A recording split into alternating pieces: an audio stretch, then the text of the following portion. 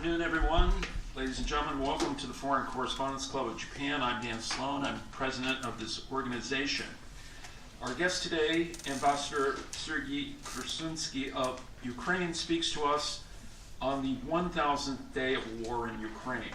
Just shortly after Japanese Foreign Minister Takeshi Iwata met both President Zelenskyy on November 16th and his foreign minister counterpart, both sides expressed grave concerns about the deployment of North Korean troops to Russia in its war in Ukraine and other developments going on.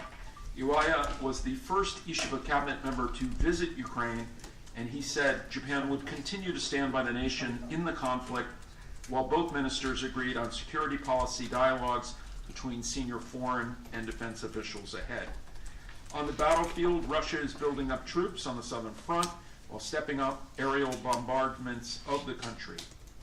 Since Russia's invasion in February 2022, concern has been growing about continued U.S. commitment to Ukraine, particularly with the election of Donald Trump as president. President Joe Biden, meanwhile, has given the green light for Ukraine to use long-range missiles supplied by the U.S. If needed to strike inside Russia. This move had been ruled out until now.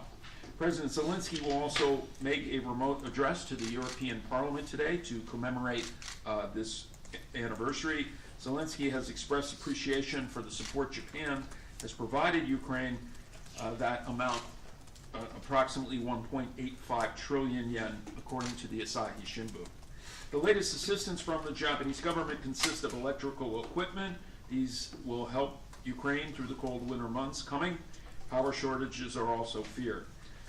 These items, including 32 generators, will be given to the cities of Kyiv and Odessa through the UN Development Program and JICA. Ukraine has lost about 60% of its power generation capacity due to Russian attacks on infrastructure's facilities so far.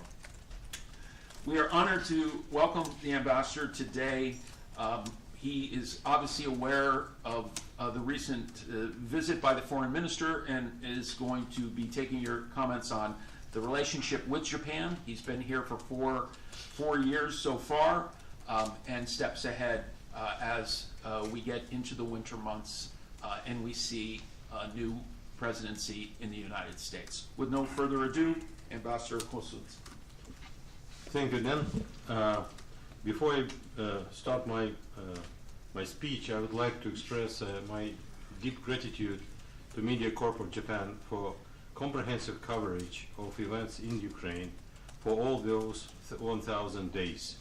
We see no less attention and in bringing news what is going on, and those news almost 100% real journalism, and that's very important for us. So let's turn to the date, very set date for us. But on the other hand, if you remember, here in this room, former ambassador of Russia was saying this war is not going to happen. Then it happened. Then it was not a war. It was 3 days special operations, which lasted 1,000 days, and we fight. And we continue to fight, we will continue to fight, and we will win. But let me give you some figures, because what is going on in Ukraine, this is something never seen in the world's history. We can estimate 12,000 missiles which Russia used against Ukraine, 33,000 guided aerial bombs, more than so that means almost 4,000 per month. We have tens of thousands of civilians killed or disappeared, and we cannot calculate the exact number because of huge part of our territory in the east occupied. So we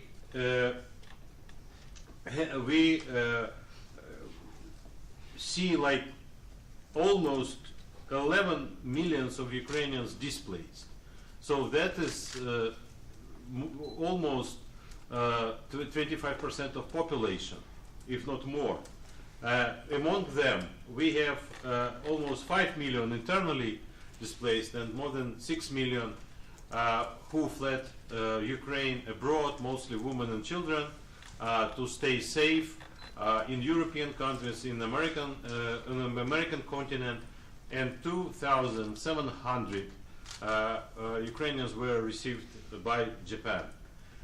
We see almost 200,000 buildings destroyed, dozens of cities, hundreds of hospitals and schools, museums, historical sites, etc., etc.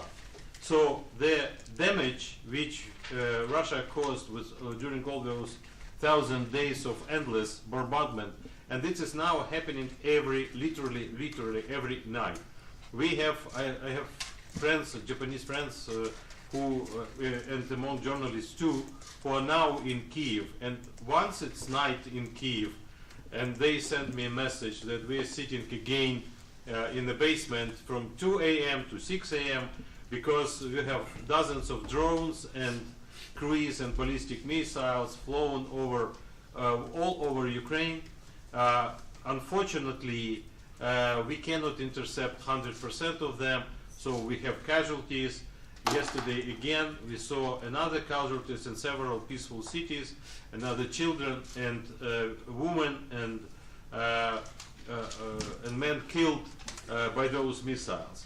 So on other side we have different figures. We have almost 720,000 Russian soldiers killed.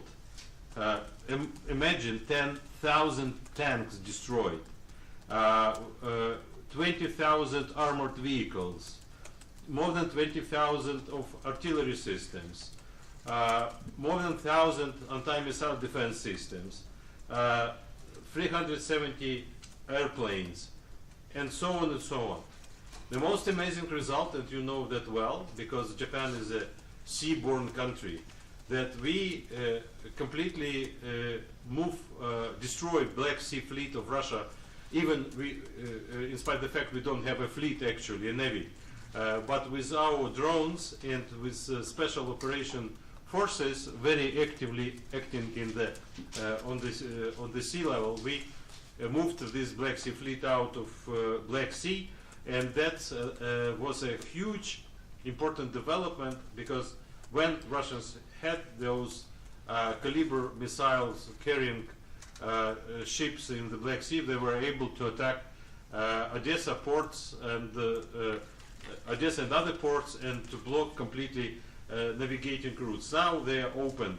They're attacked, but they are open. We even have one submarine sunk, Russian submarine. And all those events which are continuous, fighting is continued. I mean, nothing stops them, neither weather or political development. Every day we have another attack, another Russian troops are moving towards Sezin, called the Donetsk region of Ukraine. They attack now massive forces in the territory of, territory of Kursk Oblast of Russia, where we seized a substantial part of their territory in one operation. And the very troublesome development happened, and you know that well. We see another country entered into war, and that's North Korea. So that was a reality which we cannot, first we did not believe that this is possible, because we have no issues with North Korea. We never had any issues with North Korea, but now you have ground troops, and statement from Foreign Minister of North Korea. She visited Moscow but recently, and she said, we will stand together with Russia in this holy war. What this holy war against us, we don't understand, but again, this is emotional part. But the fact is, we have almost 10,000 North Korean troops. We already began eliminating them from battlefield. They cannot fight. This is absolutely clear. But nevertheless, the fact is a fact that North Korea continues to supply Russia with a lot of ammunition, and it's hundreds of thousands of containers with different military equipment, and now troops on the ground. And of course, that would not change the dynamic of war. But what really is a serious problem, that what Russia would supply to North Korea in exchange of all those ground troops. We have quite credible information that it's not just the rice too, but not just rice. It's money too, but not just money. It's about military technologies, and first, furthermost, technologies which enable North Korea to move forward with their missile program. The recent launch of this new ballistic missile for 7,000 kilometers, that was a direct result of this kind of cooperation. And it continues, and it will continue, and North Korea is not stopping to blame the West, United States, South Korea, and Japan as enemies who threatens North Korea. That is why they have to develop nuclear weapons and missile technologies. I'm not going to comment on this nonsense, but the point is that what we see real development in which North Korea will become much more sophisticated in terms of military technologies, and that is a direct threat to East Asia. In addition to that, you know that well, that Putin signed an agreement with North Korea, and if this agreement already ratified by both parliaments, that means they have military union relations. They both guarantee each other the participation of troops in the war if they are attacked. So that is in addition to old stories since 60s when China signed the same agreement with North Korea. We have now security guarantees from Russia. So I mean, North Korea is well set, I would tell you. So they have two security guarantees from two military powers, and that what we all afraid will embolden Kim Jong Un to make any provocations once the conditions will be right. And we believe that this is exactly what Russia idea is for. If you look at the history, you will see that that was a policy of Putin since he came to power in 2000. Before Putin came to power in Russia, there were almost no relations between Russia under Yeltsin, with North Korea. But once Putin was elected in 2000, he went to North Korea. 2001, 2002, we saw very active exchange of visits on the highest level, development of relations, and that end in 2014 when Russia canceled all the debt to North Korea. So they were like working persistently with Pyongyang to bring it closer to Russia. And the latest development, that's top on the top of the mountain, that now that is you have relations not just strategic but military union. This is extremely dangerous. We see that actually that's a policy of Russia another tool of Russia to fight for, as they say, call it multipolar world. And two poles we already know well, that's United States and China. We cannot deny the huge importance of China on the world arena, in economic and military, whatever we like it or not, but that's its reality.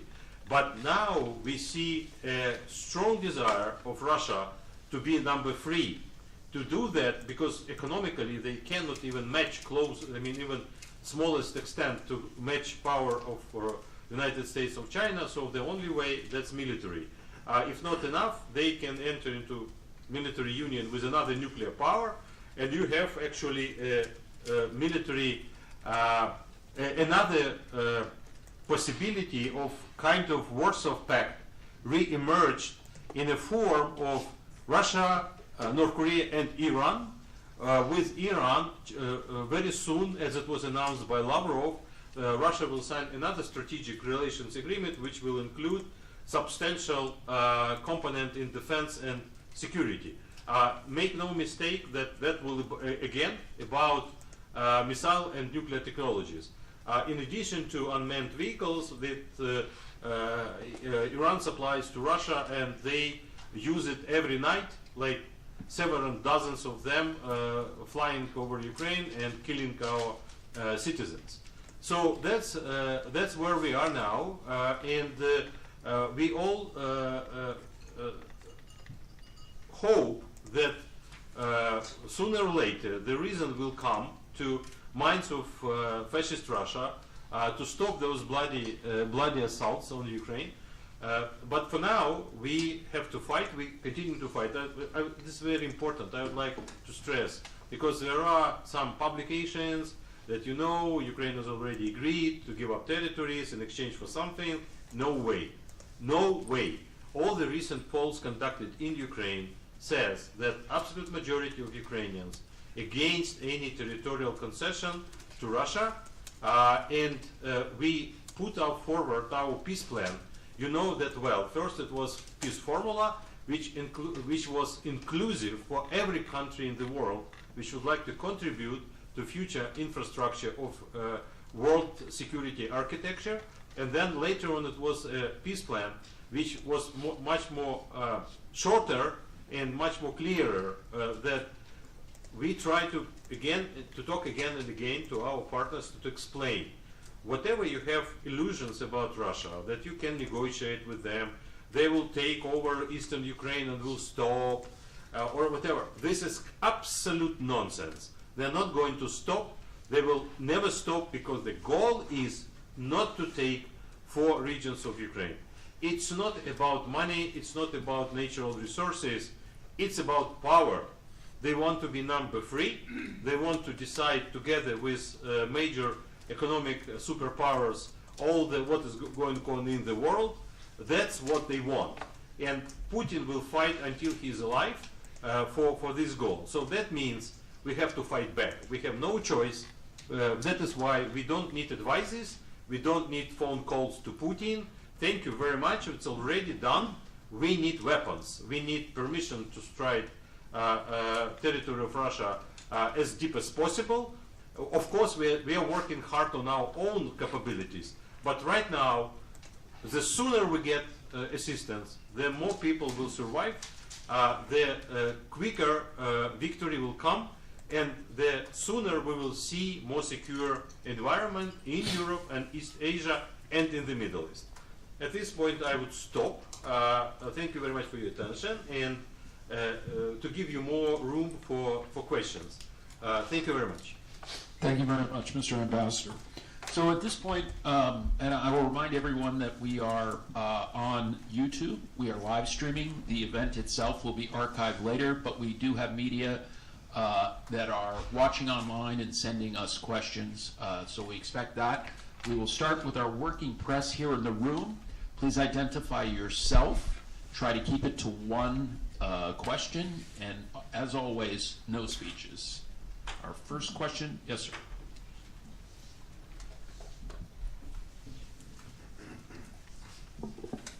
Takuya Nishimura, freelance journalist. Thank you very much for today.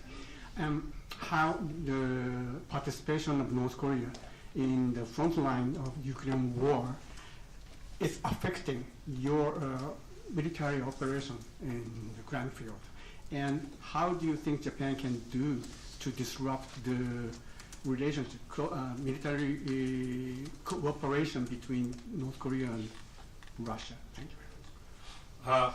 In terms of quality of military units which North Korea sent in support of Russian troops, we do not have any serious trouble. They are not able to fight. What they do, they spend more times on porno sites, because first time ever they got access to the internet, and they try to feed themselves, because deficiency of food, so rather than training. And they don't understand Russian, so they do not communicate. So that's what we know, and what we see. This is a kind of it's not a problem for us from military point of view. But definitely it's a problem from point of view that not just soldiers, there are officers, there are advisors, and there are those from North Korea who are not that easy to find and to fight. They are learning from modern technologies, and it is not occasionally, and it's direct connection that very recently Kim Jong-un announced that they have to begin production of drones. So unmanned vehicles. I mean, it's not surprising because they saw what the drones can do, that this war is actually a war of drones to in a very substantial part, and he began to do that. So now I ask you a question. Imagine that instead of balloons with bad things they send to South Korea, if they have drones flying around, to South Korea. This is huge problem. This is really, but that's direct results. We never heard before that they have this technology. Now they saw it, and I mean, those officers, more senior people, they are studying how to use. So this is big danger. If now we can't imagine what kind of mentality Kim Jong-un can employ in this war. At some point he may say that he was provoked and make an act of aggression against South Korea or Japan. And the question is whether the response will be adequate and to protect people and to reciprocate. We don't know that. What Japan can do? Japan is already doing. It's not just can do. I mean, you know it, and we sure that it is even much more deeper when it is reported to the press that there are very comprehensive discussions with South Korea and the United States about what could be done from military perspective, what kind of additional weapons, additional capabilities must be deployed and where to increase protection of territory of Japan, which is vulnerable, and of course even much more vulnerable South Korea, to keep population secure. On the other hand, we of course will see, I'm sure, some action on political level, sanctions, discussions with other partners like China. This is very important player. You know that China is now, position of China with respect to this development that North Korean troops fighting with Russia in Ukraine. It's like, it's not our business. We are not involved. We are for peace. We urge every part to stay in peace, to sit up and to negotiate. But being a guarantor of security to North Korea, it is hardly to believe that Beijing is just that easy withdrew itself from the story. We know that if China wants, they can talk to North Korea and can influence decisions of Kim Jong-un. The question is whether they see that in the most interest of China. It depends on dialogue with the United States. We all understand that. So the meeting of Xi Jinping with President Biden happened in Peru. So we will see the future development. The question is that the months which will follow in December and January, they will be most unpredictable in developments because no one knows what to expect from administration of Biden. You know, we see now developments. They finally allow us to use longer range missiles. Maybe there will be another positive developments, and then we have to see yet faces. Now those people are just nominated. We must see administration of President Trump and his policy formulated. We know that it is hard to predict what will happen, but I am sure that whatever will be happening in Washington, it is absolutely necessary for all of us and for Japan and South Korea. This is paramount importance to continue dialogue with the United States. United States is the only power right now who can really influence decisions of those peace breakers in the region. Thank you. Next question? If not, I'm going to go ahead and, yes, sir? Yeah, George.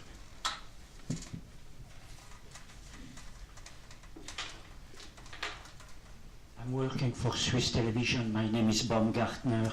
Since the Biden administration gave the green light to Ukraine to use long-range missiles, do you expect also the UK and France to give you the authorization to use their Storm Shadow and Scalp missiles on Russian targets? And what about Olaf Scholz after his shocking phone call to Putin? Will he give you also the authorization to use the German Taurus missiles? And can you tell us if your European allies are making preparations to take over America's share of financing the war in Ukraine if the Trump administration stops to provide that kind of help?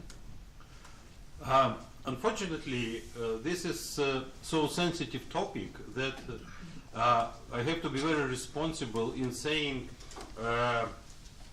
what is truly happening, because this permission to use missiles on a longer range, the question is whether it comes to all missiles, what does it mean longer range, to against what targets, whether we have clear answer to those questions. That is why you know that President Zelenskyy answered this in a very careful manner. He said missiles will answer all your questions. When we will use them, you will see. So that, I think, the best answer we can give. As well, that is going to Britain and France. And what is coming to Germany, as far as what I don't know again whether this is true or not, but the latest reports from press, what I saw, that they will give us not Taurus, but a kind of drones which are similar to this equipment, which we will be able to use. I don't want to speculate on that, honestly, okay? Because this is a very sensitive issue. But what I can tell you, it is definitely what we see, and we are in constant discussions with our European partners. They are very much concerned about future security policy of new administration. It must be yet to get a shape. So there must be national security advisor, must be Secretary of State, who will prepare the strategic documents, as it's usually done by American each American administration. Then we will see the policy. But the point is that Europe feels the heat. Literally in front of their face. And what they do now, they began acting. You know, Poland began construction of a really defense line against the border with Belarus, Baltic states around Kaliningrad. The same goes to Finland, to Sweden, to northern Scandinavian states. They are all now working hard to prepare themselves for any surprises. Similar goes to our neighbors in Central Europe, like Poland, Romania, for example, Czech Republic, and we try to figure out what we can do to keep the same level of support to Ukrainian military, Ukrainian army, to continue to support ability to fight against superior army of Russian Federation. We understand that there is a clear picture in minds of our partners in Europe, and it's premature to say what will be really going on, but I'm sure you will see additional packages of support which will be provided to Ukraine, and from the United States too, by the way, that will enable us to keep to keep the front, or even to get advantage if we are able to do that even in case if United States for some time will be in the process of reinventing its strategy toward those conflicts. And definitely again and again, when we talk about conflict in Europe, we must have in mind that there are three places in the world where national interest of the United States are paramount. That's Europe, that's Middle East, and that's East Asia. So there will be a comprehensive approach, we are sure, and this comprehensive approach, the quality of this approach, we hope will be better than previous one. With clear understanding, the enemy we have is not going to stop. This is given. I mean, if there are some uncertainties in the world, one thing is certain. Putin is not going to stop. This is certain. Thank you. Yes, ma'am.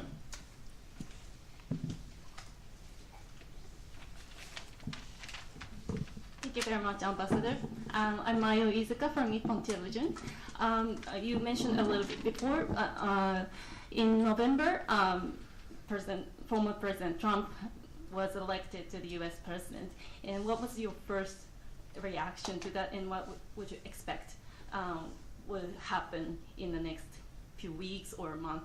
And also, as the situation is getting unpredictable, what would you expect from Japan?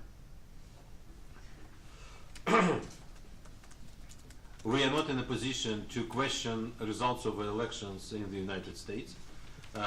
Once President Trump is elected, we accept this as a reality. And but let me just stress, because I worked in the United States and I imagine how it's going on. I saw two elections, both Bush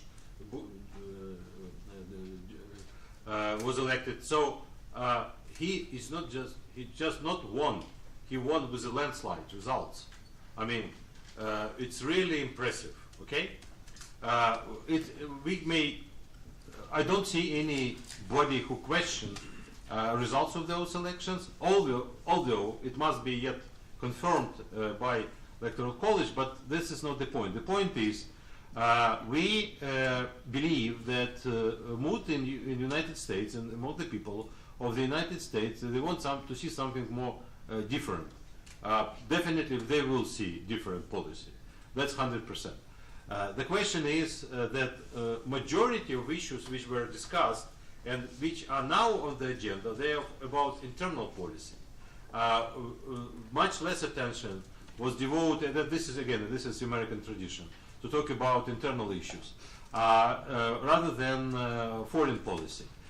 Therefore, I believe that we will see a process of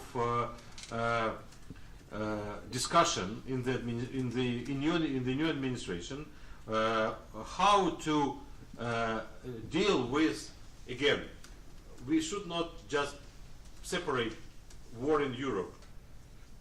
United States have bigger interests, and it is very important if it will be clear picture how United States is going to approach challenges for their national interest, how they saw it. Our job is to talk to President Trump and to his team to explain to them what happened, what could have happened if we have permission to fight in a more sophisticated way, I would say, rather than before. What we expect from United States, what kind of support we need. I would like to say as well that we heard very painful and very unjustified accusations about kind of where American money goes. I mean, we do not receive money, we receive weapons. Absolute majority of money stay in the United States to produce those weapons. So, we have very transparent system how we use those weapons. So this is not the point. The point is that if the policy of the United States, that if we will be able to persuade the new administration that the key to resolve issues in the Middle East and in Asia, that's to remove Putin regime from power. That will be a very efficient solution to the problems, because that's where you see the source of instability all the time. The whole history of Soviet Union and Russia, that was about wars. Local wars, global wars, proxy wars, open, whatever you say, but endless wars. And that it must be very clear that without support from Putin, North Korea would not be that bold enough to destroy all lines of communication with South and to say, now it's our enemy number one. Without his influence, North Korea will not be able to develop those missiles and nuclear programs. The same goes to Iran. So that's the source of problems. If we remove this regime from power, if Russia is normal, we will see a completely different picture. So that is something, I mean, definitely there will be other countries and other forces to try to talk to administration and try to influence decisions. We understand that. But since we are on the side of good, we believe that what is going on is right, so we will continue. When it comes to Japan, right? I mean, again and again, I should say that we have really unbelievable level of dialogue now with Japan. We understand fully restrictions which Japan has when it comes to military technologies, although during the recent visit of Minister of Foreign Affairs, we signed a very important agreement about security information exchange, and that opened doors for very deep and comprehensive discussions about security and defense. So that's the beginning of the, we hope, fruitful cooperation in the future. But right now, what we expect, that's support to our infrastructure, that's we will be working hard to have Japanese experience brought to Ukraine in time of reconstruction. I can tell you right now that in December we will have here another senior delegation from Ukraine and another economy-related event with Kaden. So that's a continuation of February 19 conference, which was very successful. And we have literally endless, and we're extremely grateful for that. I mean, very timely during winter. Now in Ukraine it's already snowing, so it's already winter. The equipment for energy infrastructure, generators, transformators, and other kind of equipment which are being sent to cities like Odessa and Kharkiv and Sumy, which suffered most because they're close to Russia, to enable our people to survive this winter. So 70% of our generation was destroyed, so imagine. And they continue to do that.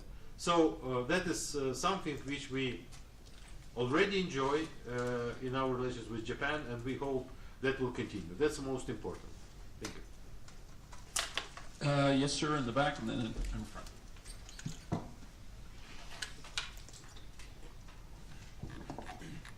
Thank you, Ambassador, for the opportunity. I'm Takumi Kobayashi from Nikkei newspaper, and my question is about the importance of attacking targets in the Russian territory. So you have mentioned that you are hoping that countries will allow Ukraine to attack targets in the Russian territory.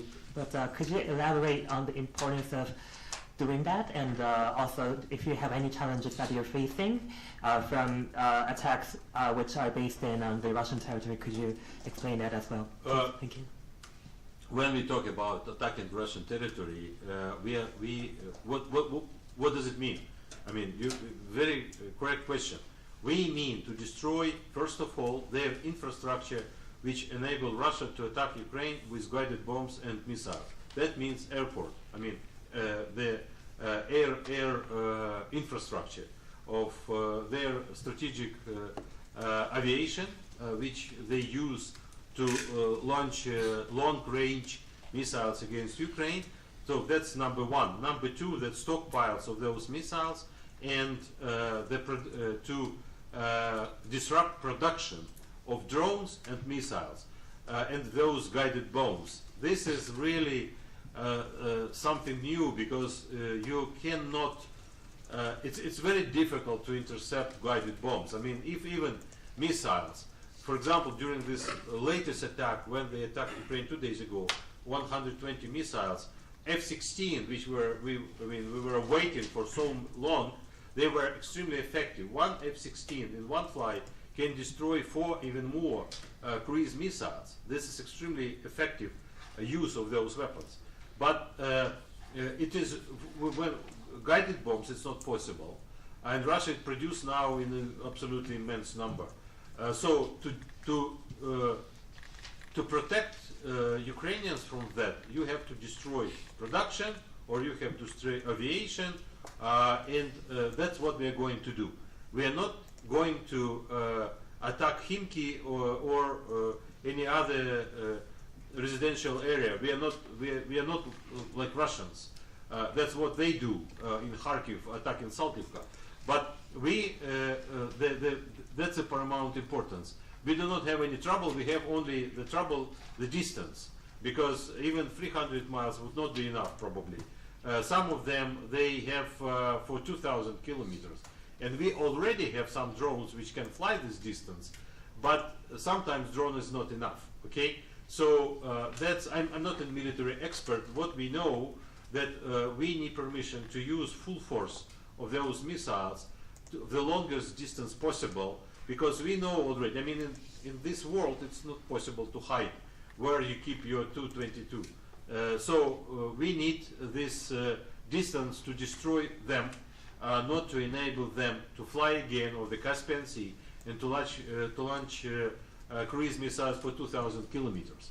That is and missile defense system and air defense system of Russia.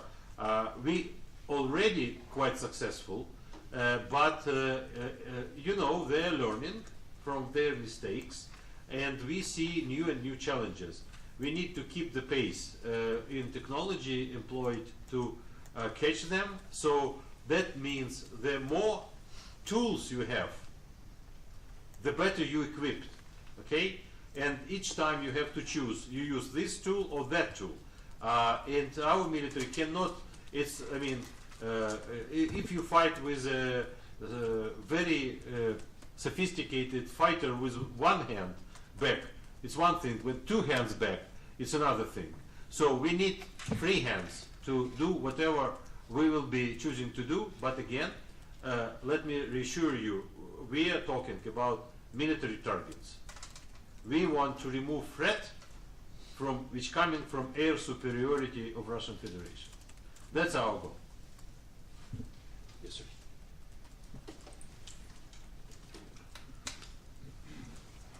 My name is Kanehira. Nice to meet you again, Ambassador. I have a question about the North Korean soldiers. You said, I would like to reconfirm, you said 1,000 North Korean soldier was sent. 10,000. 10,000. 10,000. At this point, your estimate is 10,000 soldiers were sent to the in your territory or border area. Yes. Okay. 10,000. Yeah. I have some information about my source. A great deal, not much number of the North Korean construction worker to send Donbas area. Did you confirm that kind of information? Oh, I heard about it, but I cannot confirm. But you know, this is an old tradition that North Korean labor force works in Russia. This is a story for decades. They work in Russia in Far East. Sometimes they send them to different areas, like just, I mean, to produce some food or to construct. I heard that some workers were sent to Donbas, but I don't know figures, unfortunately. For military force, that was confirmed by several intelligence sources from different countries. So we believe it's well-established figure, around 10,000 people. But as I said, there are soldiers, and there are some like officers and advisors who make a different job. We don't know how many, because at some point we have a direct hit to one headquarter where Russian officers, and there were 6 North Korean officers who were killed. So that's a confirmation that they have officers who are present in Russia to study the modern war, not to fight on the field. Mm-hmm. So we believe this is a kind of idea behind one of the ideas of Kim Jong-un to participate in this war. Just one Follow-up quickly. In near future, if your country suffers severe damage from attack by North Korean soldiers, in such case, is there a possibility that your country declare war against North Korea? Thank you. That's question of level of president. I am not in a position to comment on that. As I said, by number, it is not the point. So it is not quantity. The quality of development that's North Korea send troops, this is a game changer. Because that could be used by Kim Jong-un as a explanation or justification of his actions, which would be very dangerous, extremely dangerous for the region. Theoretically, I mean, we can speculate in different manners. For example, he would say that North Korean troops in fighting with Russia were killed by South Korean weapons, for example. So this is South Korea entered into war with North. Can you exclude that? So I don't want to speculate on this. This is a kind of, I mean, among political analysts, that is those kind of discussions are going on. So they try to figure out what may happen, what to do, and at any scenario, this is dangerous development. Okay, that is something which should be stopped or taken care of.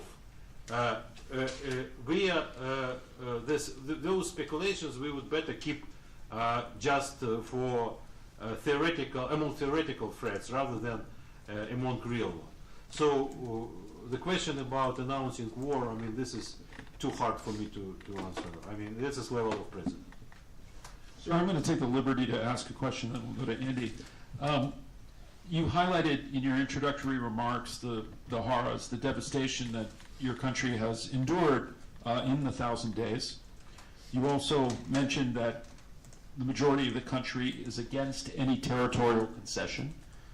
And you recently were saying, in response to the other question, that regime change in Russia is almost a prerequisite for any kind of peace accord. I mean, realistically, I mean, should anyone have expectations that peace is on the horizon? That peace is On the horizon. no one wants peace more than us. Okay, that is why we put forward one, then second, like path to peace, how we see it. But we are a democratic country, and we have to listen to the will of people. And let me put it in a very simple manner, okay? That was on Ukrainian TV. The gentleman from Odessa who was just bombed, he was asked about his attitude toward what is happening, and he said, we don't have electricity, we don't have water, we don't have heat, we don't have quiet nights, but we don't have Russians. And we are willing to pay this price, okay? I lived 29 years in Soviet Union. We don't have Russians. We don't want to go in this path again. They began to put back monuments to Stalin. what you are talking about. I mean, we can't explain how possible, after all we know about Holodomor, about Stalin repressions, about how many millions of people were just voluntarily killed by Stalin, and for deportation of Crimean Tatars and other nations. After all that, they return back and they erect monuments to Stalin. So it's very deep in Ukrainian mentality. So there are people who would say, we are tired, we don't care. But this is first, it's minority, and second, that is definitely, I think, a temporary kind of mood.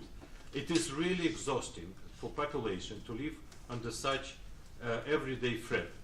But when you think what is on stake, you can't choose other way rather than, as people say, we don't want any concession, because that will be betrayal to people who live there on occupied territories. That would be betrayal to people who are waiting since 2014, like people in Donetsk and in Crimea. I'm sure not everyone there happy with Russian regime. So they're waiting for liberation, and we would just betray them. And another issue, which is going hand in hand, that security guarantees. How we can be sure that break in a war will not allow, I mean, Putin will spend, if he stays in power, will spend, finally build toilets in kindergartens, Russian kindergartens. No, he will produce another weapons. That's what they do. So we cannot afford that. That is why that was put forward. Immediate invitation to NATO. Immediate security guarantees which will really keep Putin at bay. And then we can discuss issues about any other things. And of course we cannot leave 150,000 criminal cases investigated with all the necessary documents to send to the court for crimes committed by Russian so-called soldiers. Those bandits, they're not soldiers. So 150,000 cases. We just forget about them? Just it never happened? No. We should continue to do what we do, because this is the right thing to do. Any?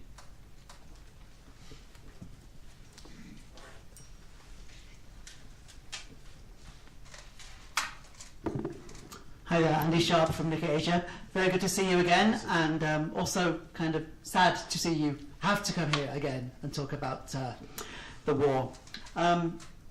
One question again on North Korea. You mentioned earlier that 10,000 North Korean troops wouldn't be a problem from a military perspective, but does the number matter? We saw Bloomberg report this week that as many as 100,000 could be deployed. Would that change anything from a military perspective? And a quick follow-up, should Ukraine capture North Koreans as prisoners of war, would you give them the option to defect to Ukraine? Thank you. Definitely 100,000 is a bigger number than 10,000.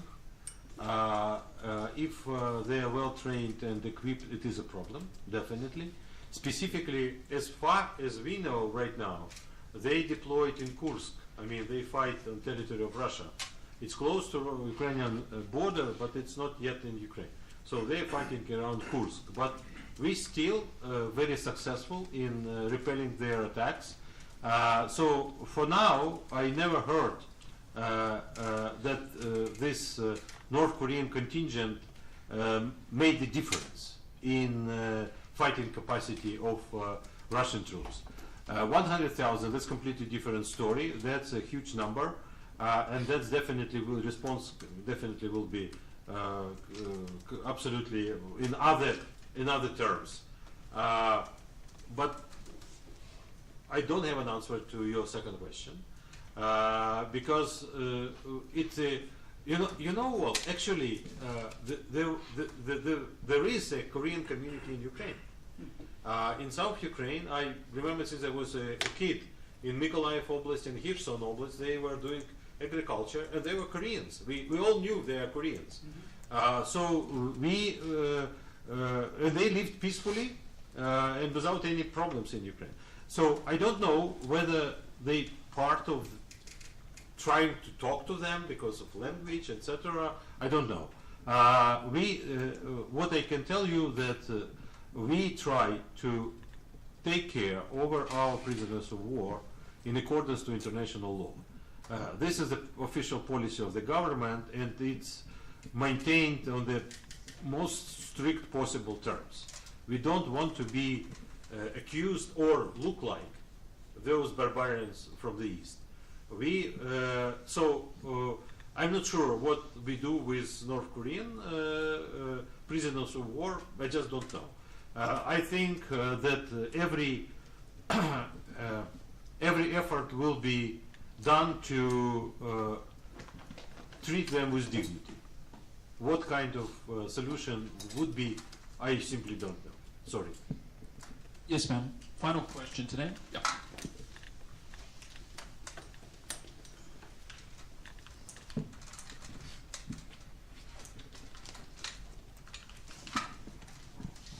Good afternoon. I'm Mariko Mitsunaga from Tokyo Broadcasting Company, and nice to see you. I have two questions about today's conference. First, as many are worrying, the next President Trump has an intimate relationship with Putin, and you say that you need to end the regime of Putin. And how do you concern about the two relationships? And based on that, what do you think the most needed action to sustain and enforce the two countries' relationship between Ukraine and the United States? Thank you. I don't know how to treat the word intimate relations. If you mean the recent broadcast of naked pictures of Melania Trump on Russian TV, that's a kind of intimate relations, I think, yeah. Look, we deal with a creature, I can't call him a human, which is absolutely outstanding in its abyss of his mind. This is Putin, okay? You can't have relations with him. You cannot. So, previous time, when it was 2016, and there were certain contacts and relations between President Trump and Putin, several meetings, some contacts between members of his family and administration. But that was long ago, okay? Time changed. Putin changed. Trump changed. So we do not believe that intimacy will be a factor in their relations. I think that completely, I see it in a different manner. I think for Trump, challenge number one, that's China. That is the counter force which is much stronger again. Now China is much stronger than it was 2016. So you have to deal with this challenge first. And relations with Russia goes in pair with China, because for China, we believe that China has no intention to see war in East Asia. China wants to trade in East Asia. It's the biggest trade partner for everyone. It's a huge investor, and it's an important partner. So to ignite the war, which will destroy all the network of free trade agreements and bilateral agreements, for China, this is something which is not acceptable. At the same time, 750 billion trade with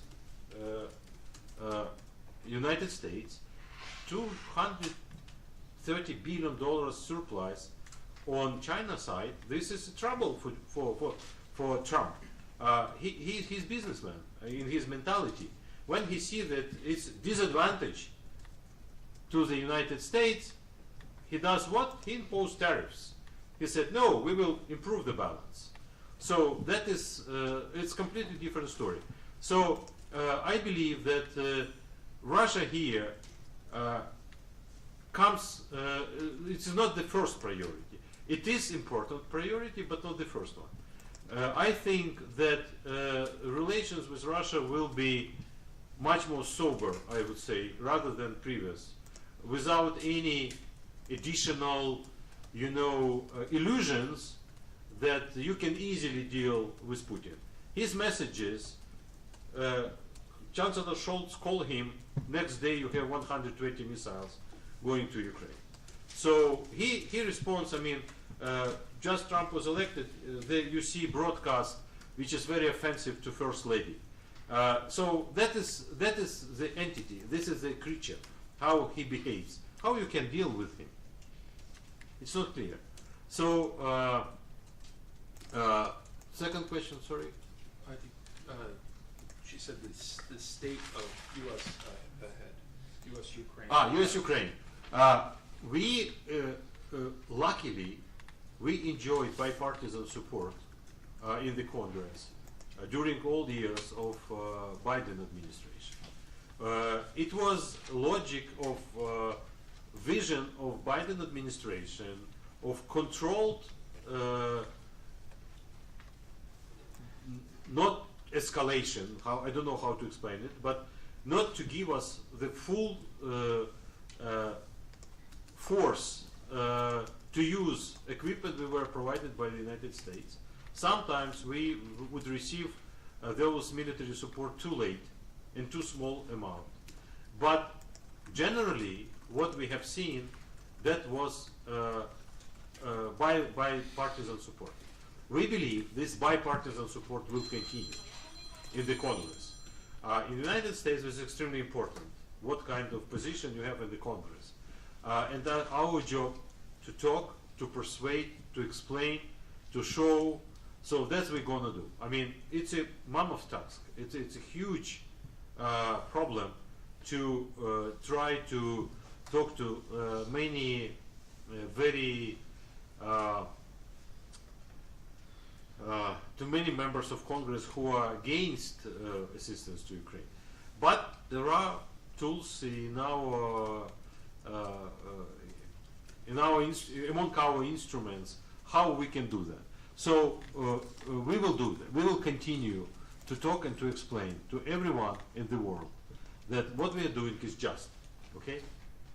This is very simple. It's just. We fight against a supernatural entity, which are not real soldiers, who are not obey to law of war, that are not obeying to law of humanity. They violate every possible agreement. I have like 3 pages of agreements they violated, excluding 300 bilateral agreements with Russia. So they have zero, absolutely zero trust into international law. Is it the case for the United States of America? We still have to check that. I believe even if Trump will try to widen restrictions imposed on his actions, that's what he likes to do. He likes to have more wide corridor than previous president of the United States. If even he will try to do that, I'm sure it is not the case that he will be at liberty to destroy everything. This is not, in my vision, this is not what he wants to achieve. He definitely wants to see America great again. You can do that in many different ways. We will see which one he will choose. Thank you very much. All right, with that, we'll conclude today's press conference. Again, on the 1000th day of war in Ukraine. Sir, as you've experienced in the past, our club custom is to extend a 1-year honorary membership. We look forward to further updates ahead. Thank you very much. Thank you very much. Don't want to get up.